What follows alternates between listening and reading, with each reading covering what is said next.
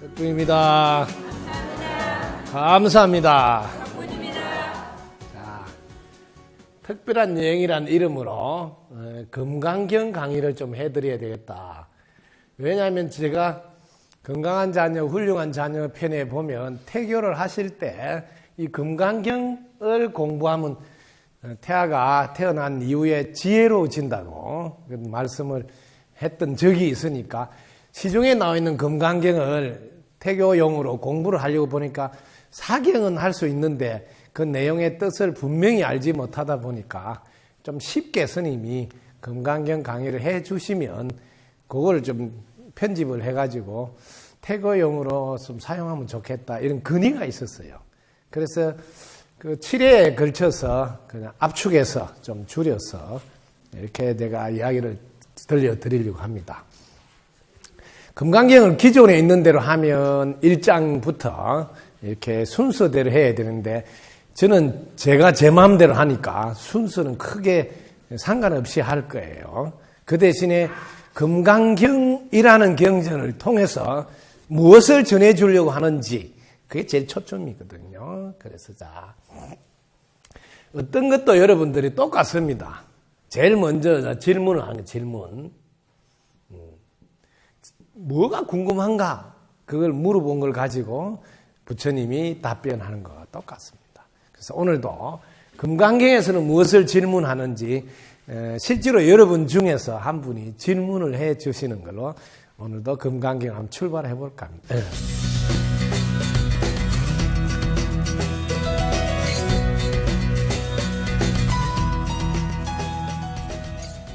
반야지심을 일으킨다면 그 깨달은 마음을 어떻게 머물게 하며 번뇌 망상은 어떻게 항복받아야 하는지에 대한 법식을 주시면 감사하겠습니다. 백부입니다. 금강경에서 이야기하는 이게 질문의 핵심이 그 내용의 이제 주제로 등장하는 겁니다. 여기에 보면 지금 여기는 수보리가 대표로 질문했지만 상향보살님께서 대표로 여기 지금 반야심 혹은 발보리심을 일으킨 혹은 깨달음을 얻고자 하는 사람, 깨달음을 얻고자 하는 사람,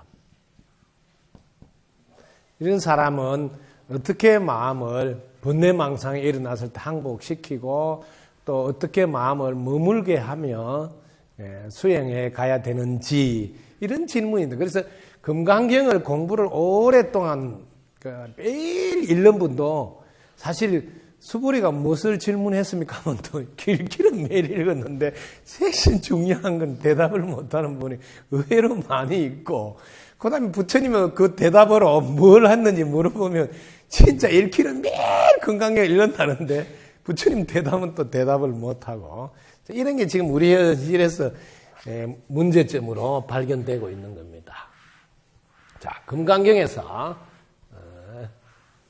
특별한 영에서 자, 금강경을 공부하실 때 지금 이게 구마라집의 번역판을 주로 공부하시고 있습니다. 왜냐하면 우리나라에서는 금강경이라면 구마라집이 만들어 놓은 금강경 32장을 주로 많이 유통해서 보고 있기 때문에 그게 금강경의 원본인 줄 알아요. 금강경은 이 산스크리트 원본이 있어요. 산스크리트로 되어 있는 원본이 있는데 그 원본을 공부를 해보면 지금 여러분들이 알고 있는 이 구마라집이 구마라 이거는 사람 이름이에요. 이분은 오히려 이게 중국 사람이 아닌데도 중국 사람이 아닌데 오히려 그 의역을 했단 말이야. 이 의역은 뭐냐면 뜻을 취해서 그 뜻을 전하기 위해서 했다고 의역이라고. 요거 말 말고 음력이라고 해요. 음력. 소리를 그대로 따와서 한 것을 음력이라 한다. 요 두 가지가 항상 경전에서는 여러분 보실 때 구마라집은 그대로 뜻을 이 내용의 뜻이 뭐다. 그걸 가지고 이렇게 알기 쉽게 중국 사람들한테 전해주기 위해서 한 거예요. 그러다 보니까 이 산스크리트 원전에 있는 내용하고 뜻을 전하다 보니까 좀 더 각도가 틀어지는 경우도 있습니다. 물론 더 깊이 있게 전하기 위해서 언어를 바꾸는 것도 있지만, 금강경에서 수보리가 질문한 내용이 이 산스크리트 원어를 먼저 제가 여러분 앞에 전해드릴게요. 뭐라 하냐면 보리사트바 야나라 그래요. 보리사트바는 보살이에요, 보살. 야나는 뭐냐면, 이 야나라고 한다. 마야나. 요 야나라면, 희야나, 야나. 야나, 이게 성자를 뭐예요? 탈성자예요. 탄다. 보살성. 보살성을, 그 다음에 쌈프라스티 따나는데, 그게 뭐라냐면, 보살성을 구하는 자. 구하는 자. 여기 오는데, 이거를 구마라 집은 발, 안욕따라, 삼막, 삼보리심. 이렇게 해놓았으니, 안욕따라, 삼약, 삼보리, 이게 또 어려운 거예요. 그래서, 금강경 공부한 사람은 이게 안욕따라, 삼약, 삼보리가 몇 번이나 나오거든요. 7장에도 나오고 이게 나오는데, 이게 이제, 의역을 해놨는데 이게 어려워가 또 무상, 정변, 정각 이렇게 또 풀이를 하고 이렇게 하는 거예요.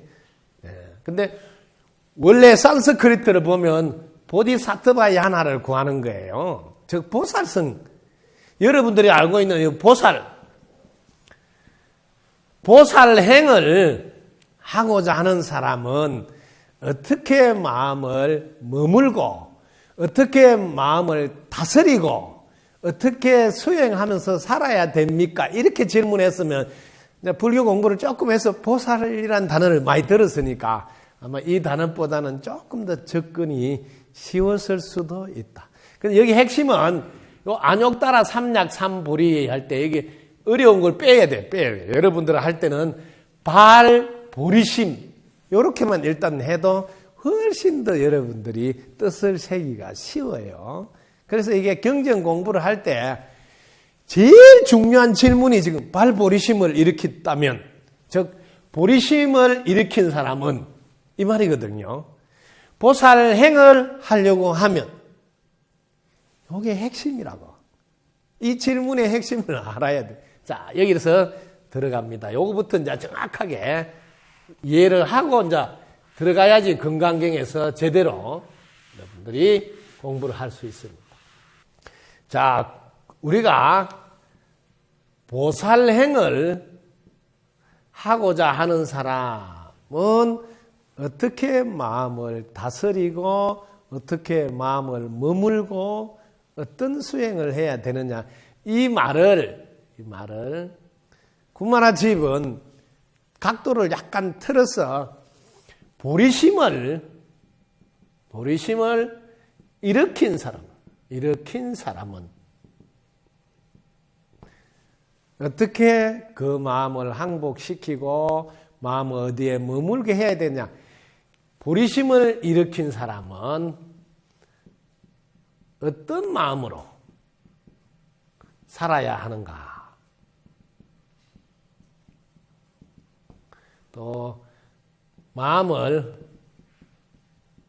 어디에 머물게 해야 하는가.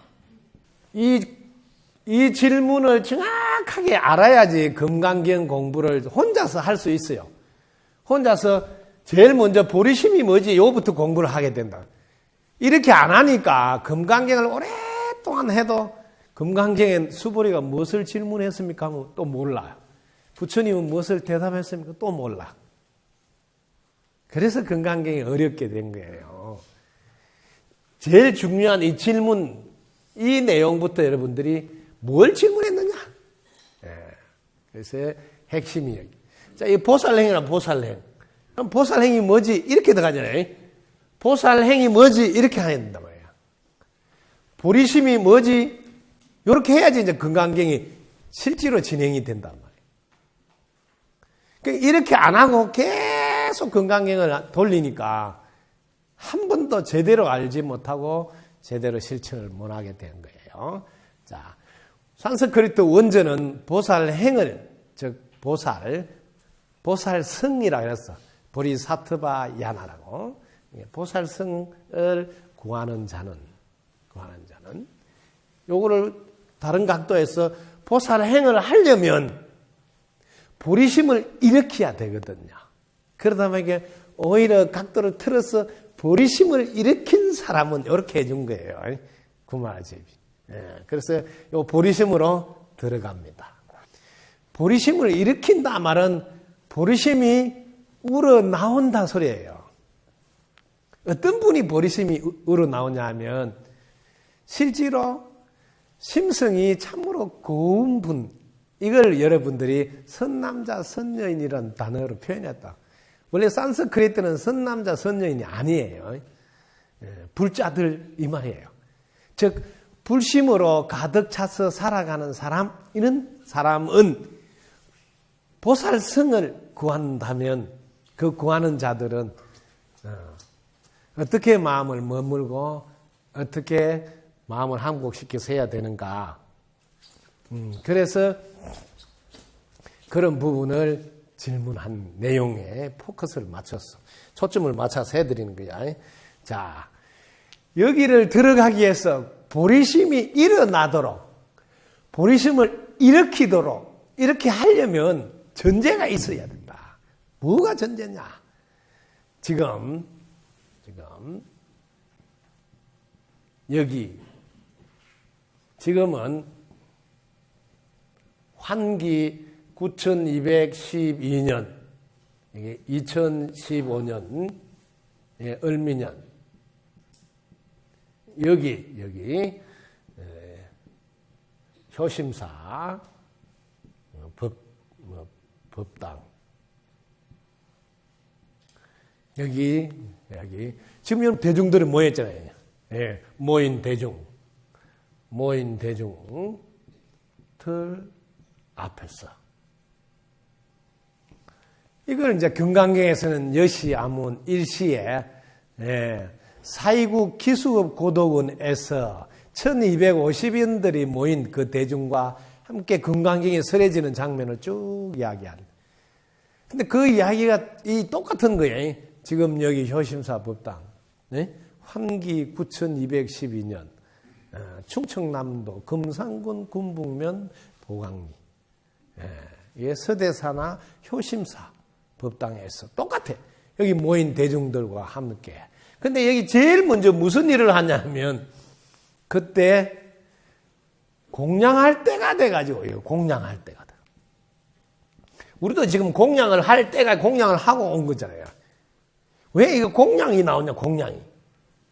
공양을 하고 나서 자리를 펴고 앉아서, 지금 저는 자리를 펴고 앉은 게 아니고 자리를 펴고 서서 여러분 함께 진행하는 금강경 강의다. 그런데 서서 자리를 마련해서 서서 강의를 하려고 딱 안전히 우리 상향보살님께서 질문하셨다. 보리심을 일으킨 사람은 어떤 마음으로 살아야 하며 그 마음은 또 어디에 머물게 해야 됩니까? 이렇게 그 금강경을 3000년 전에 부처님이 하신 걸로 생각하지 말고 딱 끌고 들어와서 지금 이 자리에서 금강경을 어떤 사람이 질문했는데 쓰라는 걸로 이렇게 딱 현실감 있게 저희가 끌고 들어와서 들여다보라고. 그러면 실감이 나겠다. 자, 여기서 공양하고 자리를 펴고 앉으셨는데 제일 중요한 게 자리를 펴고 앉아서서 부처님은 입꼬리를 딱 올리고 앉으셨다. 구마라 집은 이 부분이 빠져있다. 파리무카 우파스타야. 이 부분이 빠져있다. 근데 산스크리트 원전에는 이게 엄청 중요한 거라서 그게 들어있어요. 부처님이 결가부자 해서 허리를 딱 꼿꼿이 하고, 파리무카가, 파리는 주위에, 무카는 입 주위에 혹은 얼굴 주위에. 그 다음에 그럼 사띠가 뭐냐? 사띠 마음을 딱 챙겼어. 업은 위로. 그 다음에 스테 안에서 이렇게 스탠드, 확립하다, 굳히다. 그래서 불상의 모습은 전부 다 이렇게 딱 금강경의 제일 마지막 1장 9절에 있는 그대로 결가부자 해서 불상은 다 그 모습을 해놓은 겁니다. 결가부자 해서 허리를 꼿꼿이 세우고 얼굴 전면 온 입 주위에 마음 챙김 이렇게 딱 한 상태에서 지금 결가부자고 앉아 계시는 거거든요. 이게 뭐야? 금강경 제일 마지막 구절에 있는 부분을 그대로 지금 불상을 조성해 놓은 거거든요. 그런데 구마라집은 이걸 어떤 생각에서든지 빼고 그 부분이 생략이 돼 있어요. 그런데 현장 법사께서는 그 부분이 원 경전에 있구나 하고 그걸 이어놓았다고. 그래서 산스크리트 원전을 공부를 해야지. 그 부분이 왜 중요하냐?